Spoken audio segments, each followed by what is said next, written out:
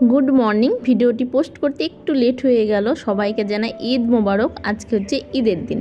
तो ईदेर दिन सकालबेला घुम थेके उठे गेছি আর আমি উপরের ঘরে আছি আর রাস্তাটা তোমাদেরকে দেখাচ্ছি যে কতটা সকালবেলা ঘুম থেকে উঠেছি। তোমরা নিশ্চয়ই দেখে বুঝতেই পারছো। ঘুম থেকে উঠে একদম সকালবেলা আগে ক্যামেরাটা অন করে দিয়েছি, ভেবে নিয়েছি যে আজকে একদম ফাইনালি তোমাদের সঙ্গে আজকের ভিডিওটি আমি শেয়ার করবই। তো দুঃখের ব্যাপার এটাই যে বাবার বাড়িতে থাকলে না একদম নেটওয়ার্কের এতটা প্রবলেম হয়, কোনো কিছু ভিডিও আপলোড তো দূরের কথা, কোনো ভিডিওই দেখতেই পারি না। তো যাই হোক, বাই দ্য ওয়ে, মুর্শিদাবাদ জেলার ছোট্ট একটি গ্রাম থেকে আমার ছোট্ট একটি চ্যানেলে তোমাদের সবাইকে জানাই ওয়েলকাম। বলো তোমরা সবাই কেমন আছো? আই হোপ তোমরা সবাই ভালো আছো আর আমরাও অনেক অনেক অনেক ভালো আছি। তো এই যে ভাইয়ের ঘরের বাইরে দিয়ে লক করে দিলাম আর এখন আমি স্নান দান করবো। মাম্মামের পাপা ঘুম থেকে ওঠেনি, মাম্মামও ঘুম থেকে ওঠেনি। তো ভাবলাম যে সবার আগে আমি স্নান দান করে নিই। তো এখানে ব্যাগের মধ্যে আমাদের জামা কাপড় ওপরেই রাখা থাকে, মানে আমার জামা কাপড় আর মাম্মামের পাপার জামা কাপড়গুলো ওপরেই রাখা থাকে, আমি ব্যাগের মধ্যেই ঢুকিয়ে রাখি। আর মাম্মামের জামা কাপড়গুলো নিচে শোকেজের মধ্যে থাকে, কারণ ও বেশিরভাগ টাইম নিচে থাকে আর ও যেহেতু বাচ্চা অনেকবার ওর জামা কাপড় চেঞ্জ করতে হয়, তার জন্য ওর জামা কাপড়গুলো নিচেই থাকে। ও কখন কোথায় হুটহাট করে বেরিয়ে যায় আর আমরা তো ওই স্নান করার টাইমেই ধরো জামা কাপড় চেঞ্জ করি আর হয়তো কোথাও গেলে তখন উপরে এসে জামা কাপড় চেঞ্জ করি।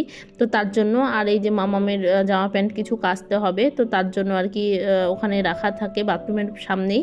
তো ওখান থেকে নিয়ে নিলাম, ওগুলো কাচাকুচি করব আর স্নান দান করার পর এই নাইটিটা পরবো, তার জন্য এই নাইটিটাও নিয়ে নিলাম। ফাইনালি আমার স্নান দান কমপ্লিট হয়ে গেছে, স্নান করেই আমি বেরিয়ে গেছি। আর নাইটিটা না আমার তৈরি করা, তোমাদেরকে শেয়ার করেছিলাম এর আগে যে আমি নাইটি তৈরি করতে দিয়েছি। তো দেখো নাইটিটা এতটা লং করে দিয়েছে, পায়ের নিচে ঝুলে যাচ্ছে। তো যাই হোক, কিছু করার নেই, আমি আগে গায়ে দিয়ে দেখিনি। তো এটাই পরতে হবে এখন আপাতত। তো তারপরে তো জামা কাপড় পরবো, এখন একটু সকালবেলায় রান্নাবান্না করতে হবে, তার জন্য নাইটিটাই পরে নিলাম। তো এখন ওই নিচে যাব, গিয়ে রান্নাবান্না করব, তারপরে মাম্মামকে আর মাম্মামের পাপাকে দুজনাকেই আগে রান্নাবান্না করে আসার পর তারপর ডেকে ওদেরকে তুলে স্নান দান করাবো। রান্নাবান্না হয়ে গেছে, লুচি সকালবেলা করেছি, লুচি, ছোলার ডাল, মাংস আর লাচ্ছা, এইগুলোই রান্না হয়েছে। বেশি হিজিবিজি কেউ খাবে না, তার জন্য করিও নি। আর এই যে এখন নিচের ঘরেই আছি আর আমিও খাওয়া দাওয়া করে নিয়েছি। মাম্মামের পাপা, ভাই, বাবা সবাই বেরিয়ে গেল, ওরা তিনজনে বেরিয়ে গেল নামাজ পড়ার জন্য, আমরাও নামাজ পড়বো। আর তার আগে যে মাম্মামকে রেডি করিয়ে দিয়েছি, মাম্মামকে ঘুম থেকে তুললাম, তুলে স্নান করিয়ে দিলাম। কেমন লাগছে বলো? আর এই যে নেল পালিশ পরেছে, নেল পালিশ পরে হচ্ছে ওকে হাত মানে আঙুলগুলো শুকাতে দিয়েছি, না হলে জামাতে লেগে যাবে, এই জন্য। তার জন্য দেখো মুখের কথা পর্যন্ত হারিয়ে গেছে। তো সবাইকে জানাই ঈদ মোবারক, তোমাদের সবার ঈদ অনেক ভালো কাটুক, তোমরা সবাই ভালোভাবে ঘোরো ফেরো, আনন্দ করো, এনজয় করো, এটাই কামনা করি। আর মাম্মাম সবাইকে ঈদ মোবারক বলে দাও। বলো সবাই খুব আনন্দ করো, ঘোরো।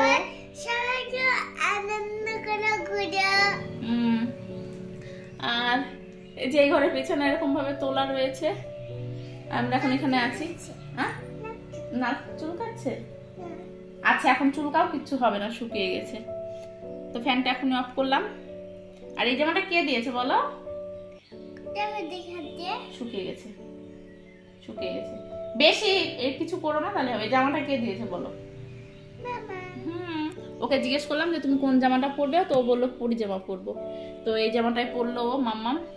তো চলো এখন নামাজ পড়বো। আর মাম্মামকে এখনো খাওয়ানো হয়নি, ওকে একটু পরে খাওয়াবো। আর চুলটা একদম ভেজা রয়েছে, তার জন্য বাঁধলাম না, এভাবে হেয়ার ব্যান্ডটা পরিয়ে দিলাম। এই যে দেখি মাম্মাম, ও আংটি পরানো হয়নি তো, আংটি পরাতে ভুলে গেছি মাম্মামকে, যে এই হাতটা পরিয়ে দিলাম। আর চেনটা তো গলায় পরানোই আছে, চেনটা পরানো হয়নি তো। তোমাকে টানতে বললাম আমি, শুকানো হয়নি। তোমাকে বলেছি বেশি টানাটানি করো না, তোমাকে কি টেনে দেখতে বলেছি? চলো ঠিক করে দিই ওকে। ওর পাপা যখন নামাজ পড়তে যায় তখন তো মাম্মামকে রেডি করানো হয়েছিল না, তো এসে তো মাম্মামকে দেখে এসেই কোলে তুলে নিয়েছে আর এই যে আদর আদর করছে। এখন বাবা মেয়ের এখানে ফটোশ্যুট চলছে, তো বললো যে আমাদেরকে কটা ফটো তুলে দাও আর তুমি রেডি হও, তোমাকে একটু নিয়ে ঘুরতে যাব। নামাজ টামাজ পড়া হয়ে গেছে, নামাজ টামাজ পড়ে ওরাও চলে এসেছে, কারণ আমরা বাড়িতে নামাজ পড়েছি, কারণ অনেকেই ছিলাম, মামি, মাসি, দিদি, সবাই, অনেকের নানিমা, সবাই মিলে নামাজ পড়েছি। তো মা, আমি, তো সবাই তার জন্য বাড়িতেই পড়েছি, আমরা আর জামাতে যাইনি। নামাজ টামাজ পড়া হয়ে গেছে, তারপরে ওরা আসলো নামাজ পড়ে, মানে মাম্মামের পাপা সবাই আসলো, ভাইটাই সবাই আসলো। ওদের খাওয়া দাওয়া করিয়ে দিয়ে মাম্মামের পাপা আর মাম্মাম গেছে একটু রাস্তায় ঘুরতে, আর আমাকে বললো যে তুমি রেডি হও। আমার সকালবেলা একদম রেডি হওয়ার ইচ্ছা ছিল না, তবুও আমাকে জোর করে রেডি করালো, বললো তুমি রেডি হও, চলো একটু ঘুরে আসি। এই যে সিম্পলভাবে রেডি হয়ে নিয়েছি, চুলটা প্রচণ্ড গরম যেহেতু সেই জন্য এই যে এরকমভাবে বেঁধেছি, গাটার দিয়ে বেঁধে ক্লিপ দিয়ে আটকে দিয়েছি, আর এভাবেই পরে নিলাম। আমি কোনো কিছু কেনাকাটা করিনি, তোমাদেরকে আগেই বলেছি যে আমি কসমেটিক্সের কোনো কিছু কিনিনি, কারণ আমার ওই ভালো লাগে না, ইচ্ছা করে না, তোমাদেরকে বলেছি। তো এই গোল্ডের জিনিসগুলোই পরে নিলাম এই যে। আর তোমাদেরকে শেয়ার করেছিলাম যাওয়াটা, আমি ঠিক এখন একা দেখাতে পারছি না, পুরোটা ঠিক এখন একা দেখাতে পারছি না। তো যাই হোক, কেমন লাগছে তোমরা বলো। আর মাম্মাম আর মামামের পাপা তো বেরিয়ে গেছে, ওদেরকে ফোন করি, আসলে আমরা একটু ঘুরে তারপর দুপুরবেলায় রান্নাবান্না রয়েছে। রিল্যাক্সভাবে তো ঘুরতে পারার কপাল করে আসিনি, তো চলো। একটু বাইকে করে ঘুরে আসার পর মাম্মামকে জামাটা চেঞ্জ করে দিয়েছিলাম, যেহেতু মাম্মাম ওই অত ভারী জামা পরে থাকতে পারছিল না, এমনিও শরীরে প্রচণ্ড গরম। তো তারপরে এই যে এই জামাটা চেঞ্জ করে দিয়ে একটু রাস্তার দিকে বের করেই বললো মাম্মাম আখের রস খাবো, তো বাড়ির সামনে থেকে ওকে আখের রস খাওয়াছিলাম। তারপরে বাড়িতে এসে দুপুরবেলা রান্না বান্না করে খাওয়া দাওয়া করে একটুখানি শুয়েছিলাম, তারপর গেছিলাম বিকেলে ঘুরতে। যখন মাম্মামকে আখের রস খাওয়াচ্ছিলাম দেখলে তো তখন একটু মাসিদের বাড়ির দিকে গেছিলাম, আর তখন বলেছিলাম যে সবাই মিলে আমরা ঘুরতে যাব। তো এই যে টোটো ভাড়া করে নিয়েছি, কারণ আমরা অনেকেই ঘুরতে যাচ্ছি। পুরো টোটোটা আমরা সবাই, এই যে মামার মেয়ে, তারপরে ওদের বাচ্চা কাচ্চা, দাদা, সবাই মানে মাস্তুতো দাদা সবাই মিলে ঘুরতে যাচ্ছি। তো ভাবলাম যে বাইকে, কিংবা আজকের দিনে যা প্রচুর ভিড়, কি বলবো বলে বোঝানোর মতো না, এতটা ভিড় ছিল রাস্তায়। অত ভিড়ের মধ্যে আমরা রিস্ক নিয়ে বাইকে করে যাইনি বাচ্চা কাচ্চা নিয়ে, তার জন্য ওই সবাই মিলে টোটো ভাড়া করেছিলাম, ওই টোটোতেই গেছি, ওই টোটোতে এসেছি। তো যেখানে যাওয়ার কথা ছিল সেখানে তো এতটা ভিড় ছিল, কি বলবো, ওখানে আমরা তখন যাওয়ার মতো প্লেস পাইনি, বাচ্চা নিয়ে অনেকটা রিস্ক হয়ে যেত, তার জন্য ওখানে না গিয়ে প্রথমেই ছোট্ট পার্ক, এখানে শুধুমাত্র বাচ্চাদের জন্যই। তো এই আমি জানি না কোথায় কি, তো টোটোওয়ালায় নিয়ে এসেছে, বললো যে চলো ছোট ছোট পার্কগুলোতে আগে ঘুরিয়ে নিয়ে আসি। তো তার জন্য এখানে করে ওই যে ওর মাসিমণি ওকে ওপরে তুলে দিচ্ছে। আর এখানে মানে মাম্মাম ভীষণ ভয় পাচ্ছে স্লিপার থেকে নামতে, ও ভীষণ ভয় পায়। আর আমি এই যে একটুখানি দোলনাতে চেপেছি, আর এখানে কার একটা নেকলেস মানে পড়ে গেছে, তো তাই আমি গলায় হাত দিয়ে দেখলাম আমার কিনা, সবাই বলা বলি করছিল যে কার নেকলেস পড়ে গেছে। তো যাই হোক, আমি একটুখানি চাপলাম, কিন্তু এটা এতটাই নিচু যে বড়দের একদমই মানে এখানে আর কি চাপা যায় না, প্রচুর প্রবলেম হয়। তো বাচ্চাদের জন্যই ঠিক আছে। তারপরে ফারহানা মানে আমার মামার মেয়ে তো বললো আপামনি আমিও চাপবো, তো আমি তো যে একটুখানি চাপতে পেরেছি, ওর জামাটা এতটাই লং ধুলো হয়ে গেছে যে ও এই 2-1 বার চেপে নেমে গেছে। আর আমার শাড়ির অবস্থাও ঠিক একই হয়েছে, প্রচুর ধুলো ওই যে নেমে গেছে।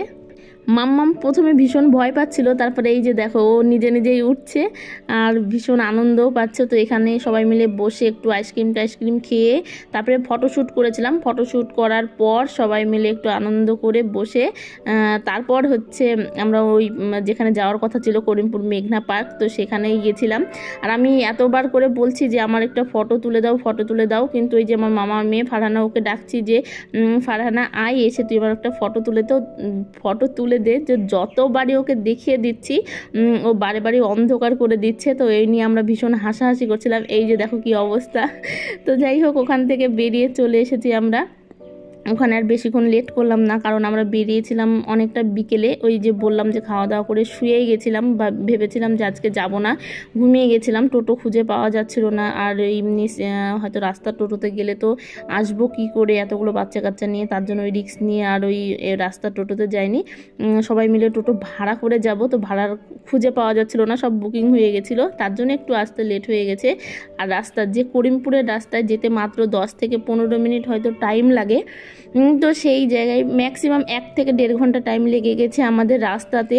তো তার জন্য আর কি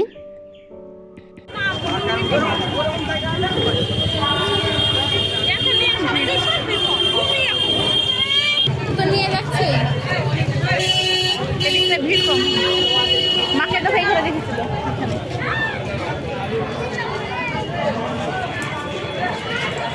এই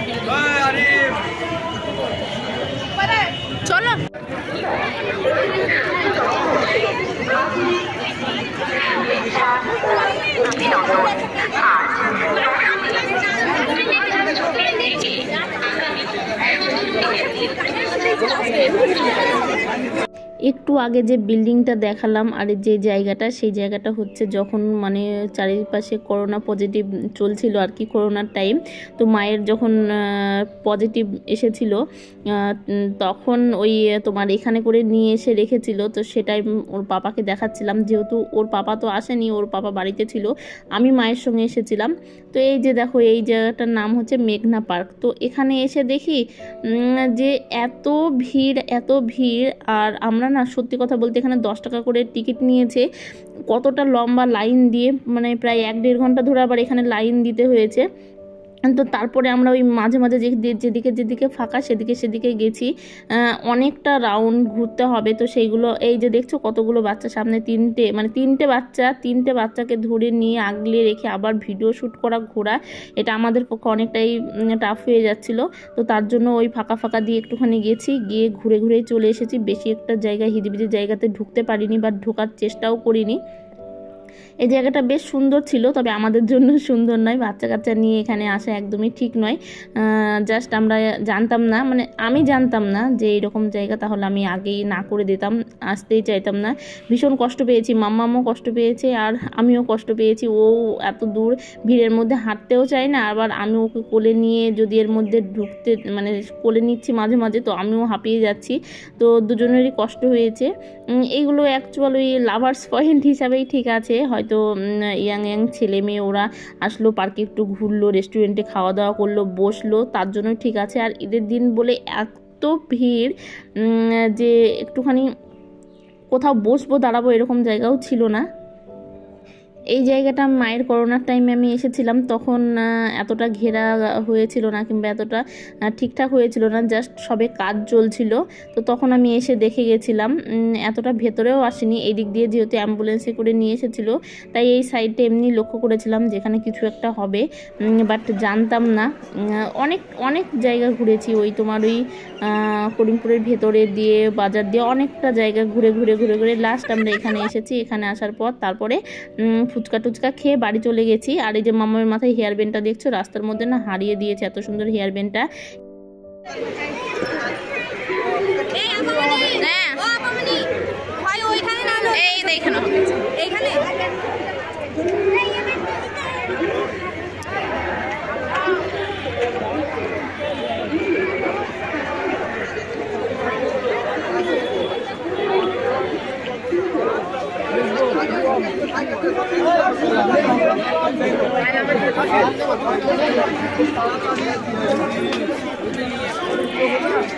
আমি আগে যাই, দাঁড়াও।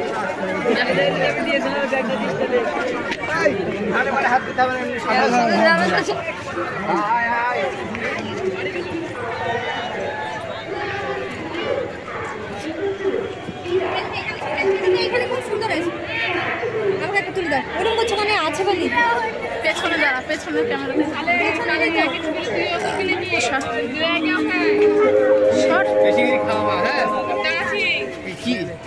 কি ব্যাপার। আমরা যেহেতু লেট করে গেছি, তো অনেকটা সন্ধ্যা হয়ে গেছে। আর সন্ধ্যা হয়ে গেছে মানে অনেক গাছগুছালি আছে, দেখতে পাচ্ছ ছায়া হচ্ছে। তো ফটোশ্যুট করব যে সবাই মিলে, তো সেই রকম জায়গা খুঁজেই পাচ্ছি না।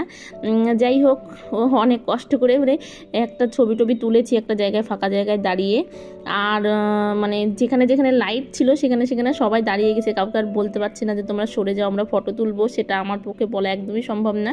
তো যাই হোক, ওখান থেকে বাড়ি চলে এসেছি, কারণ ওই যে আমার কপাল নেই যে সেইভাবে ঘুরবো। কারণ বাড়িতে এসে এই যে জামা কাপড় চেঞ্জ করে নিয়েছি, এখন আবার রাত্রিবেলাকার জন্য রুটি করতে হবে। দুপুরবেলা রান্না বান্না করে খেয়ে দিয়ে সন্ধ্যা মানে বিকেলবেলা বেরিয়েছিলাম, তো রাত্রে ডিনারের ব্যবস্থা করতে হবে। তার জন্য দেখো পুরো বিছানার অবস্থা, মানে সকালে যে জামাটা পরেছিলাম সেটাও ছুঁড়ে ফেলে রেখে গেছি এই রুমটাতে। তারপরে আবার রাত্রিবেলা এসে যে শাড়িটা পরেছিলাম সেটাও এখানে ছুঁড়ে ফেলে দিলাম। তো এইখানেই থাক। তো চলো, সবাই ভালো থেকো, সুস্থ থেকো, দেখা হচ্ছে আবার নেক্সট কোনো ভিডিওতে। আজকের মতো এই পর্যন্ত, টাটা।